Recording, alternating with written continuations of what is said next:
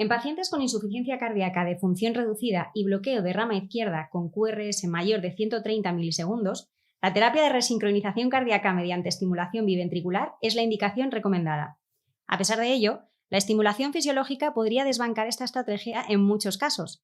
¿En qué consiste esta opción? ¿Es posible considerarla al menos tan efectiva como la estimulación biventricular?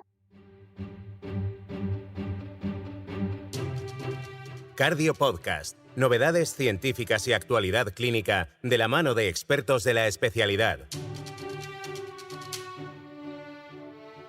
Suscríbete al canal Cardio Podcast y escúchanos en Google, Apple y Spotify.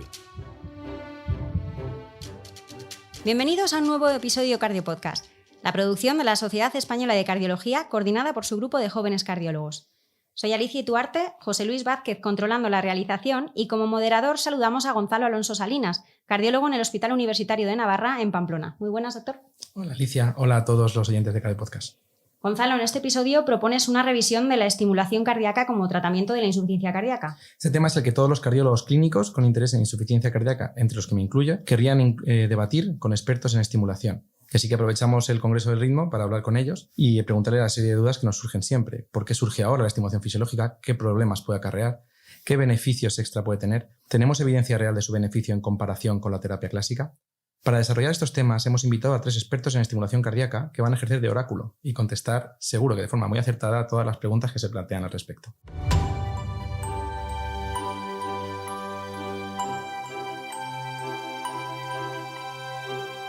Vamos a dar la bienvenida a los especialistas en el campo de las arritmias y la estimulación cardíaca o oráculo que participan en esta puesta en común sobre la estimulación fisiológica. ¿En qué consiste y qué terapias diferentes existen y por qué no ha surgido antes? Sem Briongos Figuero, cardiólogo en el Hospital Universitario Infanta Leonor de Madrid. Muy buenas, Sem. ¿Qué tal? Muy buenas. Marta Pachón Iglesias, del Hospital Universitario de Toledo. Bienvenida, Marta. Hola. Y Daniel Rodríguez Muñoz, del Hospital Universitario 12 de Octubre de Madrid. Hola, Daniel. Hola, Alicia, ¿qué tal?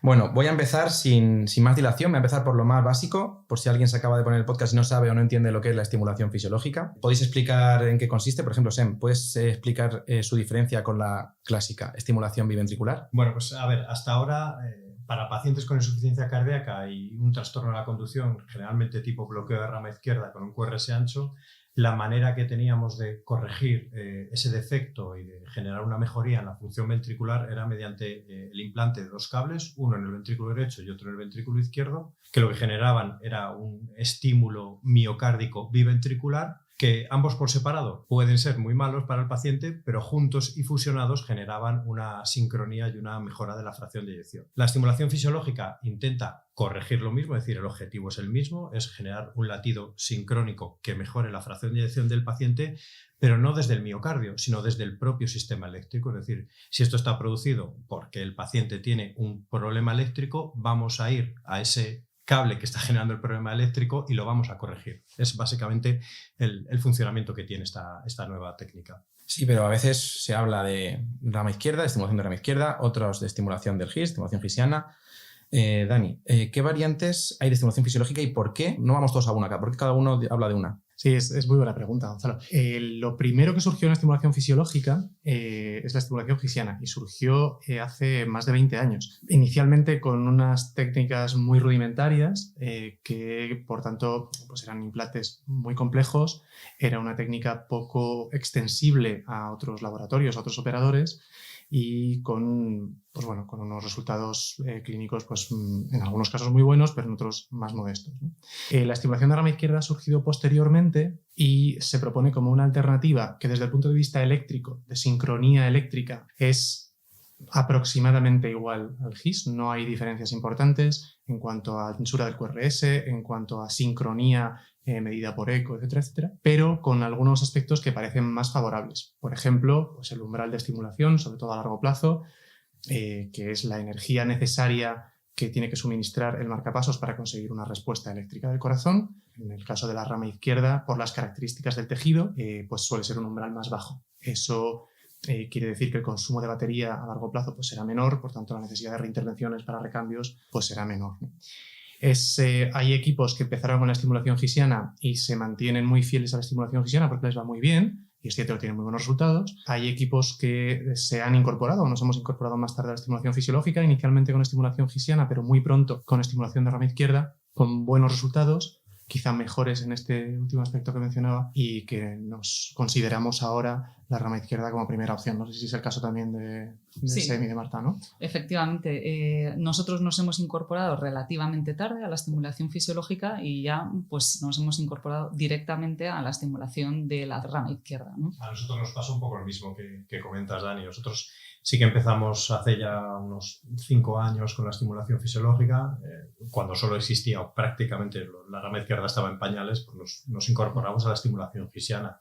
La verdad que los resultados agudos eran muy satisfactorios cuando lo conseguías, pero es verdad lo que comentas. Probablemente igual al no haber hecho el 100% de tu curva de aprendizaje y salir otra técnica que parece al menos igual de buena y con mejores resultados, pues lo que hicimos fue movernos hacia esta nueva técnica que es la estimulación de la rama izquierda. Y hay una cuestión que para mí todavía con la estimulación gisiana seguía haciendo, que no sé si hacíais vosotros, y que yo creo que es muy representativa, sobre todo para el que está el umbral, pero ¿cuánto afecta eso a la duración de la batería? Tal, que es, yo cuando hacía estimulación gisiana en un paciente dependiente de estimulación, además dejaba un cable en ápex de ventrículo derecho por si a largo plazo el umbral subía tanto como para que perdiera captura. No sé si vosotros lo hacíais también. Y es una estimulación de rama izquierda, no lo hacemos. Claro, efectivamente, ¿no? Ese es uno de los problemas. Yo siempre pienso que para que una técnica se difunda y se generalice y se adopte por muchos, tiene que ser sencilla y sobre todo reproducible, ¿no?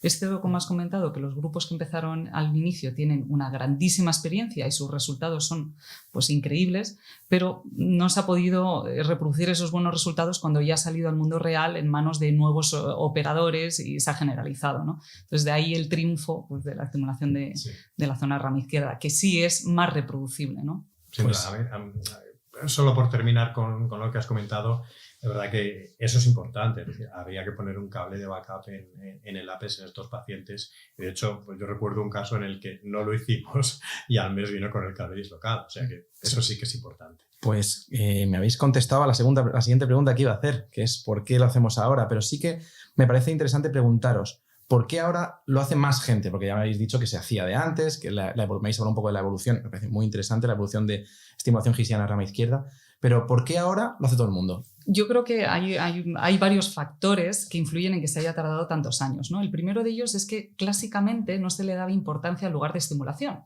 Hubo diversos trabajos que fueron muy clave en los años 60 que no demostraron diferencias agudas en parámetros de fisiología ventricular con la estimulación auricular ventrículo derecho ventrículo izquierdo, tanto en pacientes con cardiopatía como sin cardiopatía. Entonces esto dejó un poco muerta la discusión y el problema estaba resuelto simplemente en estimular donde fuera más fácil, ¿no?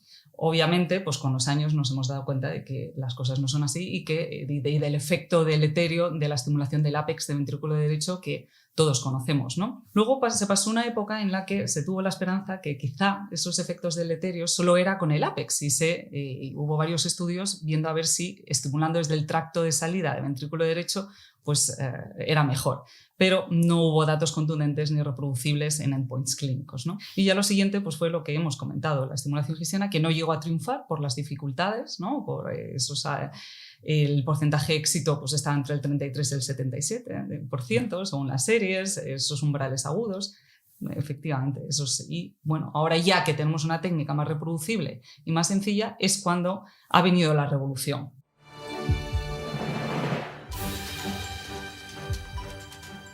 Bueno, pues una vez que ya sabemos qué es y por qué es algo que se ha desarrollado recientemente o que se ha democratizado realmente recientemente, vamos a lo práctico. Realmente no sabemos, o desde el punto de vista electrofisiológico, los clínicos, como no lo conocemos tan bien como vosotros, no sabemos qué pacientes son los teóricamente más beneficiados con esta terapia. ¿Hay que hacer alguna consideración previa al implante de una estimulación fisiológica, Dani? ¿Durante el mismo procedimiento hacéis algún tipo de estudio al paciente para decidir si es un paciente candidato a esto o a una estimulación clásica? Siempre tenemos que diferenciar los implantes de rama izquierda, estimulación de sistema de conducción, pero vamos, hablando específicamente más de la rama izquierda, las indicaciones por bradicardia, con un paciente que no tiene disfunción ventricular, no tiene insuficiencia cardíaca, de lo que nos ocupa hoy, que es insuficiencia cardíaca, disfunción ventricular, cardiopatía de base, etcétera, etcétera, ¿no? Entonces, lo que recomiendan algunos papers, y creo que de hecho el documento de consenso de la ERA que ha salido hace un par de meses también, es hacer alguna prueba previa, incluso aunque solo sea un eco, un poquito dirigido a ver el septo. A ver que no tengas una infiltrativa que te afecte al septo, que no tengas fibrosis, que no tengas algo que ya de base te esté diciendo tus probabilidades de éxito son bajas, de éxito de captura con éxito del sistema de conducción. Lo ideal, por supuesto, sería hacer pues, una caracterización tisular con resonancia, pero bueno, habitualmente no lo hacemos, salvo que el paciente la tenga por otro motivo, ¿no? En insuficiencia cardíaca se ven dos escenarios distintos de paciente. El paciente que sabemos que tiene muy buena respuesta a la resincronización convencional, bloqueo de rama izquierda, ritmo sinusal, cardiopatía no isquémica, los predictores de respuesta o superrespuesta, 80% de respondedores al resincro, y los pacientes que sabemos que tienen criterios de mala respuesta. Fibrilación auricular, cardiopatía isquémica con escara lateral, trastorno de la conducción intraventricular que no es bloqueo de rama izquierda, etc. Entonces, para la respuesta a lo primero, hay y necesariamente tiene que haber evidencia muy sólida de ensayos clínicos. Y hay varios ensayos clínicos en marcha que exploran esto. Oye, el paciente que es un candidato ideal a resincro convencional, ¿es razonable considerar una rama izquierda? ¿Los resultados van a ser iguales o mejores? Y luego está los que sabemos que van más mal con resincro y en ese sentido pues hay menos ensayos clínicos, pero hay alguno también y tenemos ya resultados de registros, que es los pacientes que ya han tenido un resincro y no han respondido o los pacientes que tienen criterios de mala respuesta van mejor o peor con estimulación del sistema de conducción. Y hasta ahora, lo que pasa es que son registros, con lo cual son datos más generadores de hipótesis que confirmadores de hipótesis, pero los datos que tenemos parece que van mejor. Parece que donde no llega la resincro, sí que puede y en parte, la estimulación del sistema de conducción. Digo puede y en parte porque hay parte de esos pacientes cuyo problema es eléctrico y no es estrictamente un problema de retraso de la conducción en la pared lateral del ventrículo izquierdo, y otros que tienen un QRS ancho porque tienen un ventrículo horrible y su problema no es eléctrico. Has dicho una cosa muy interesante, Dani, y yo me gustaría incidir en ella, es el tema de la prueba de imagen antes.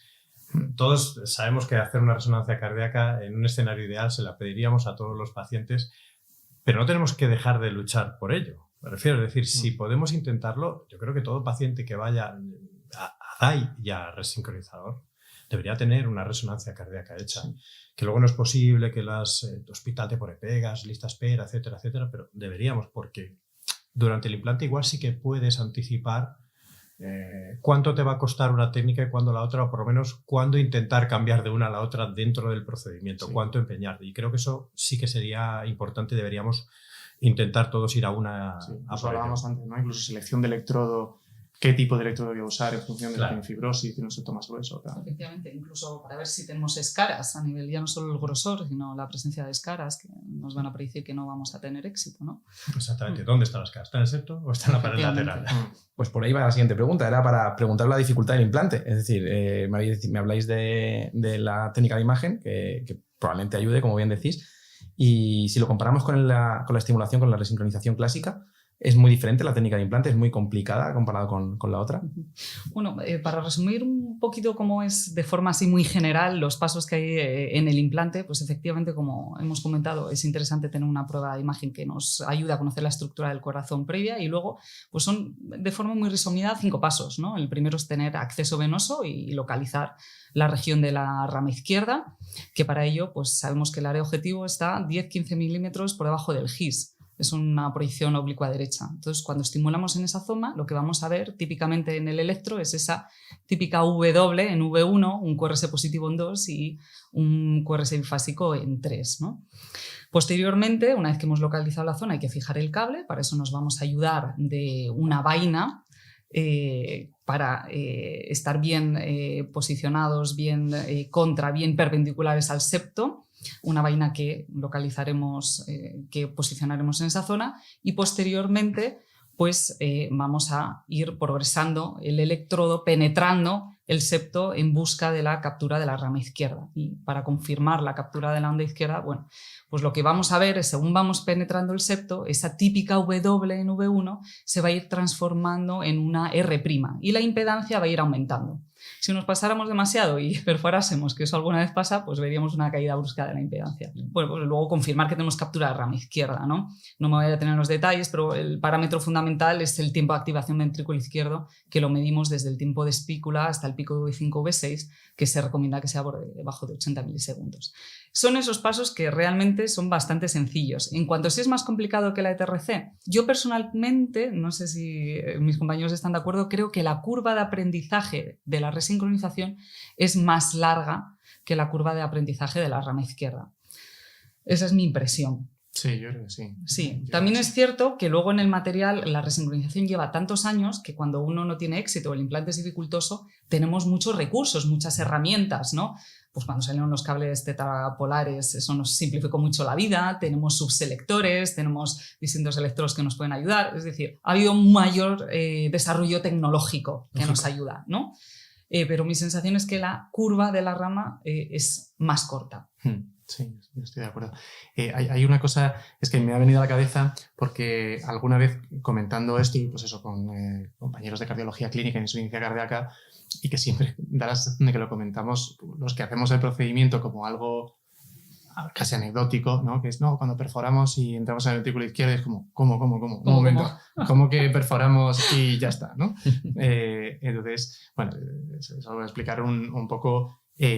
Para los que a lo mejor no tenéis experiencia, no habéis visto el implante o tal, pues eso, cuando nosotros estamos perforando el septo, lo que haríamos sería como generar una mini comunicación interventricular que de hecho se cierra por el septo, quiere decir, no queda comunicación, no hay paso, si lo miras en un eco no hay paso de un lado al otro, pero es ese porcentaje que también cuando se lee literatura, ¿no?, al respecto de esto, el registro MELOS, por ejemplo, el registro europeo de la experiencia inicial de 2000 y pico pacientes que hablaba de un 8,3 o por ahí por ciento de esa complicación, ¿no? de la perforación hasta entrar en el ventrículo izquierdo. Claro, es una complicación esto, porque es una... Los compañeros del registro MELOS, que son los que más experiencia tienen en Europa haciendo todo esto, pegaron de franqueza y de honestidad. Exacto. Eso es lo que les pasó. Y reportaron hasta la mínima complicación. Si pasaba una mosca por la sala, la apuntaban. Pero claro, también dejar eso claro, no es que sea una perforación. De hecho, muchas veces no llegas ni a perforar, es protrusión. Es decir, la hélice protruye un poco en el endocardio del septo interventricular izquierdo, que es lo que te hace bajar la impedancia real. No es que llegue ni siquiera a pasar o a romper ese endotelio del endocardio. O sea, que no es como tal, estoy generando un agujero. No. Sí, no es eso. Y lo que sí que está demostrado ampliamente en la literatura es que no tiene repercusión alguna, no hay embolias, no hay ictus, o sea, que tranquilidad. La única repercusión que tienes es que tienes que recolocar el cable. No sirve solo con retraerlo, hay que quitarlo y buscar otra posición, ¿no? Sí. Pero efectivamente, sí. Pues muy interesante esto.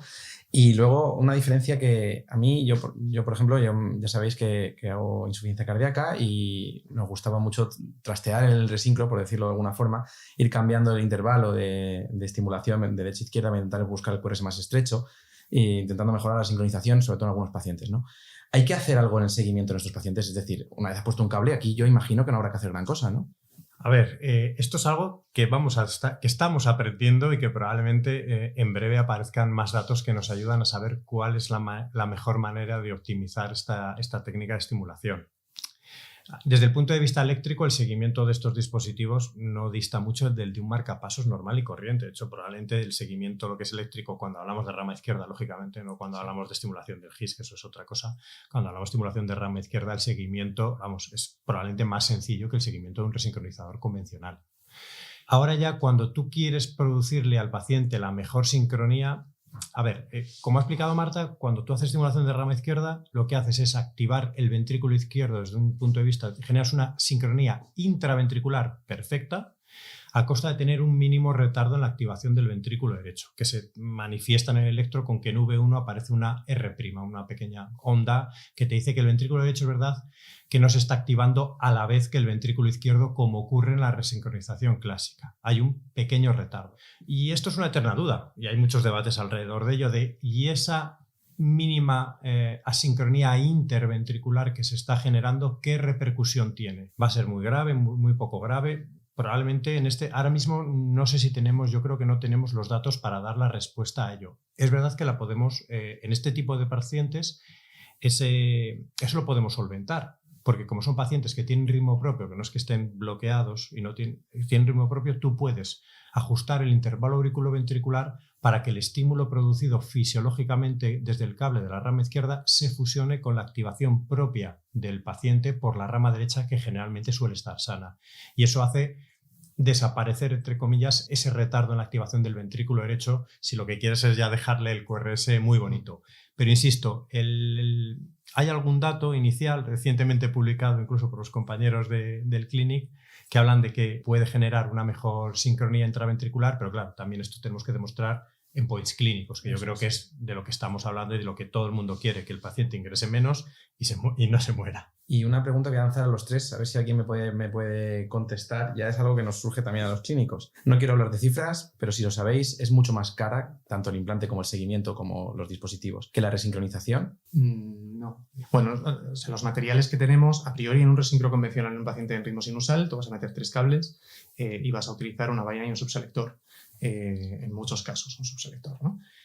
Aquí normalmente vas a meter 2 cables, uno en aurícula y solo uno para estimulación ventricular, y vas a utilizar una vaina, en principio, en el implante estándar, en el implante tipo. El coste de los cables varía lógicamente de centro a centro, pero no es diferente. El coste de la vaina probablemente es incluso inferior. No te sabría decir específicamente las cifras del 12, pero vamos. Aquí hay 2 cosas importantes. Primero, aprovechando este foro en el que estamos, yo quiero romper un mito, porque los que nos dedicamos a esto sabemos los precios, pero los que no, sobre todo los que ejercen más cardiología clínica, se piensan que el resincronizador es un dispositivo caro. Y el resincronizador no es un dispositivo caro, si va sin DAI, lógicamente. Uh-huh. Claro, y eso es algo que a mí me gustaría, aprovechando este foro, dejarlo claro.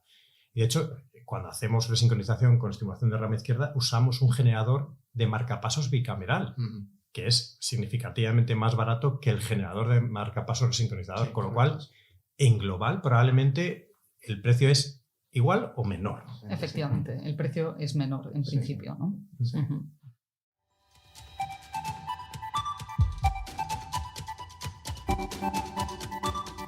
Estás escuchando Cardio Podcast.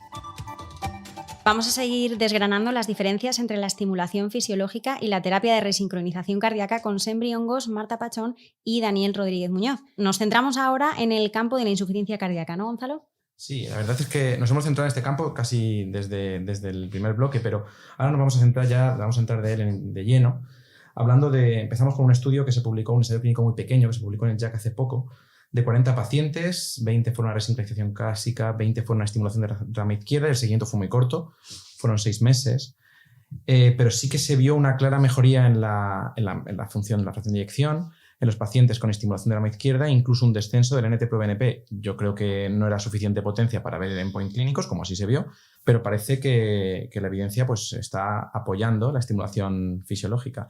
Pese a no tener mucha más evidencia, Marta, ¿cuál es tu impresión acerca de la técnica? ¿Tienes algo de feedback de los clínicos? Sí, efectivamente, como hemos comentado, al ser una técnica relativamente sencilla, con una curva de aprendizaje relativamente corta y una tasa de complicaciones baja, pues eso hace que se haya planteado como una alternativa a la resincronización cardíaca. Hasta ahora esto no está apoyado por las guías, ¿no? Que en las guías pues el papel de la estimulación fisiológica se limita cuando fallamos con la resincronización, pero es cierto que cada vez más centros se está planteando como una primera opción. La realidad es que no hay grandes estudios aleatorizados que apoyen esto hoy por hoy. El estudio que has comentado son 40 pacientes, es muy interesante, hay que matizar que son pacientes con dilatada no isquémica y que es cierto que hubo una mejoría en la FEBI y en los diámetros ventriculares, pero en cuanto a la clase funcional, al test de 6 minutos y a la duración de QRS no hubo diferencias. También está otro estudio, también publicado muy recientemente en el JACC, que ha comentado Sem, ¿no? Con un mayor número de pacientes, con 70 pacientes, aquí tanto de estimulación gisiana como de rama izquierda, el Level AT Trial, y que midió el tiempo de activación del ventrículo izquierdo por imagen, ¿no? Eso es lo novedoso de este estudio. Pero fue un estudio de no inferioridad y que se cumplió el objetivo de no inferioridad, es decir, demostró no ser inferior a la resincronización. Entonces, bueno, aunque todos tenemos muchas ganas de hacer estimulación y que pueda ser una primera opción, la realidad es que nos faltan, puede que sea en el futuro, pero nos falta tener argumentos, grandes estudios aleatorizados con endpoints clínicos fuertes, ¿no? De mortalidad y hospitalización por insuficiencia cardíaca. Eso es, la evidencia todavía es poca, quizá por eso las guías clínicas todavía no las han metido, no las han metido ahí. Bueno, las guías siempre van por detrás, ¿no? Bueno, Hay que además decirlo. van muy por detrás, eso es así. Sí. Pero bueno, yo por ser un poco, por lanzar algo controvertido, ¿no? Y es verdad que hace poco en el HRS salieron unas guías de estimulación del sistema de conducción, ¿no? Y no sé qué sensación os dio. O sea, yo estoy de acuerdo en que este ensayo clínico que comentábamos, 40 pacientes, candidatos ideales, perfectos a resincronización, pues eso, dilatadas no isquémicas, bloqueo de rama izquierda de verdad, ritmo sinusal, tal.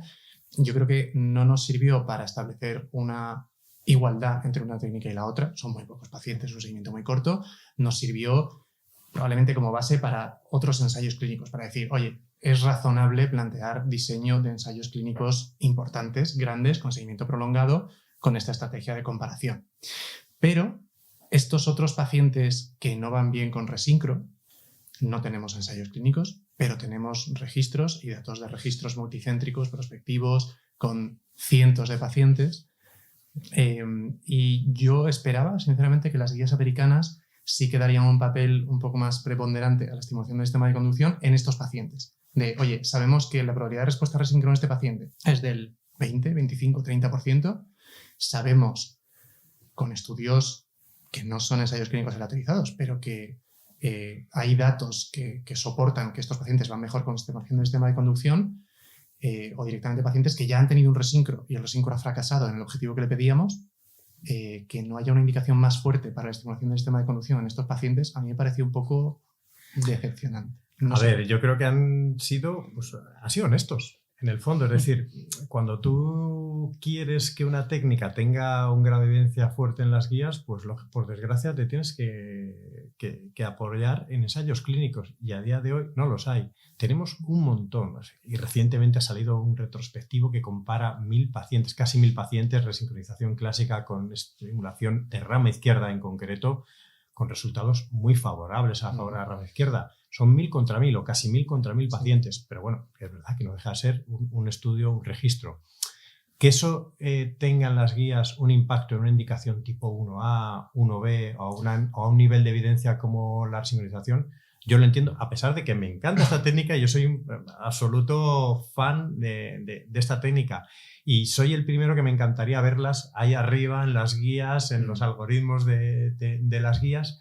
Pero claro, es que yo también entiendo que tú no te puedes pillar las manos. Tú no puedes poner algo que no tiene una evidencia, un ensayo clínico. Estás comparando 7.000 pacientes randomizados en la historia de la resincronización contra 40. Sí. No, está claro. No, si no me refiero a ese grado de evidencia, me refiero a... Pero tenemos otras opciones en esos pacientes, en pacientes que ya no han respondido. Entonces, quizá en un paciente que ha llevado una resincro, que no ha respondido clínicamente, no ha respondido ecocardiográficamente, oye, indicación clase 1 para esos pacientes de intentar estimulación del sistema de conducción, aunque sea con un nivel de evidencia C. Oye, basado en recomendaciones de expertos y en estudios observacionales prospectivos, pero...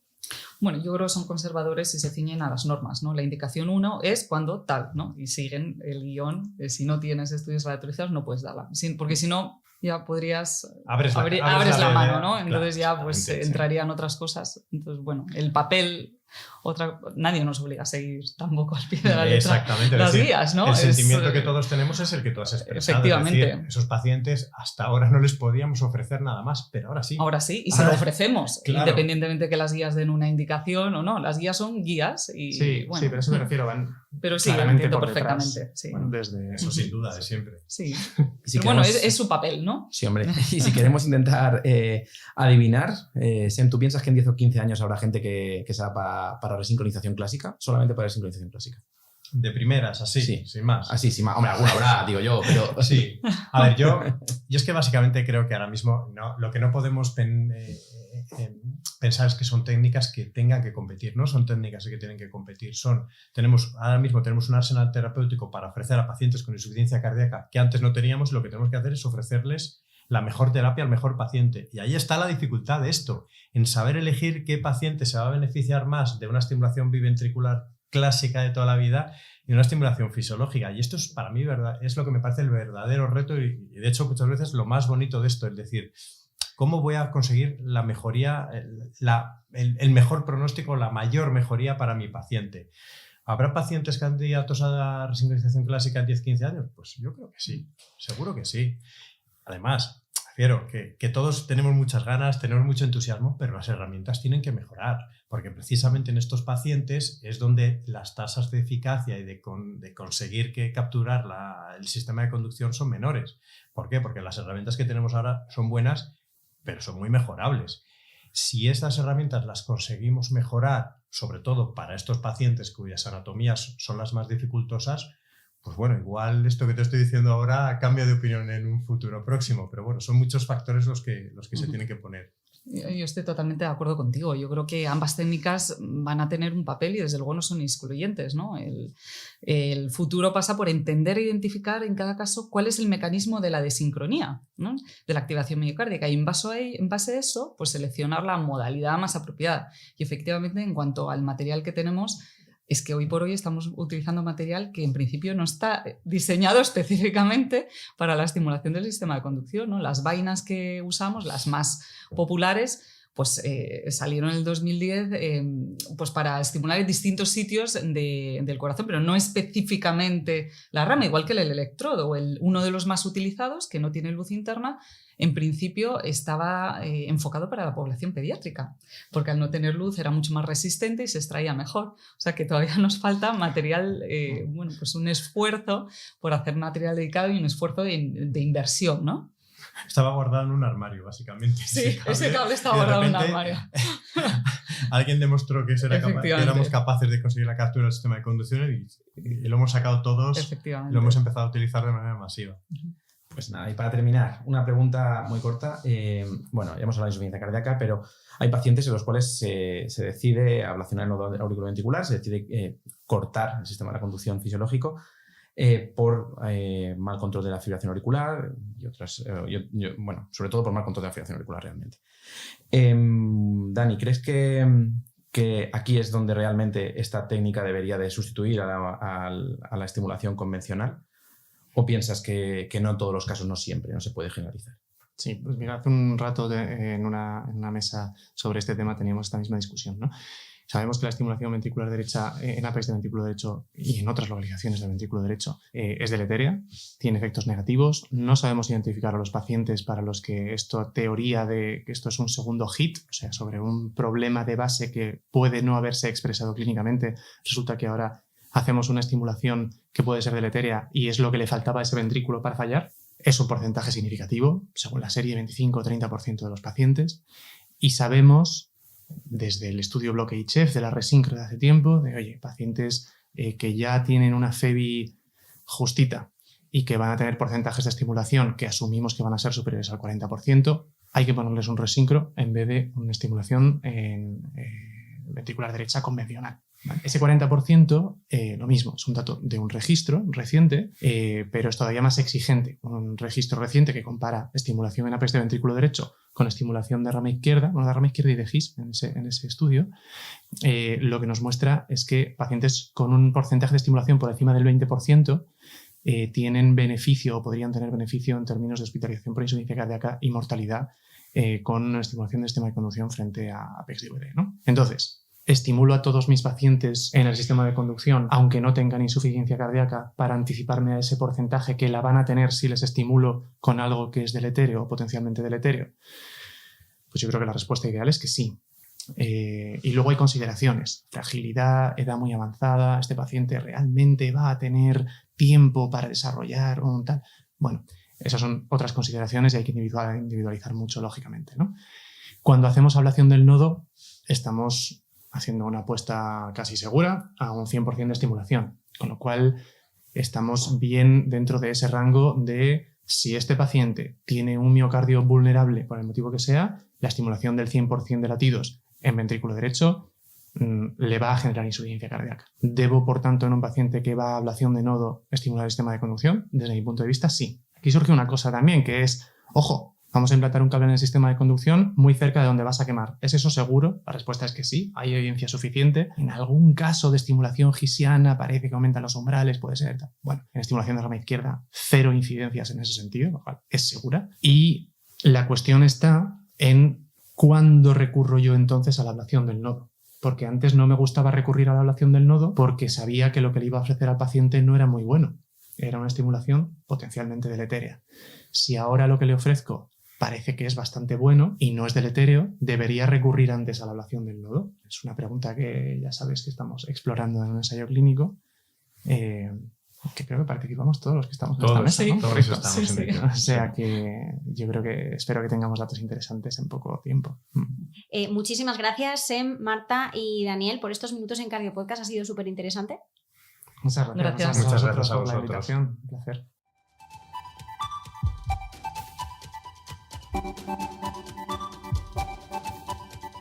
Gonzalo, esta puesta en común ha dado para mucho y aún así parece que se ha quedado cortita. Sí, yo aprendí un montón. O sea, me ha parecido una charla muy amena, me ha gustado mucho lo que he aprendido muchísimo. Ya tengo más ganas de estudiar sobre el tema. Muchas gracias, Gonzalo, también a ti por preparar este episodio. Recordamos a quienes estáis escuchando que podéis consultar la bibliografía recomendada en el apartado Cardiopodcast en secardiología.es y seguir, por supuesto, la playlist en Spotify, en SoundCloud, en iVoox y en Apple Podcast. Nos escuchamos en 2 semanas. Cardio Podcast, un programa de la SEC coordinado por su grupo de jóvenes cardiólogos.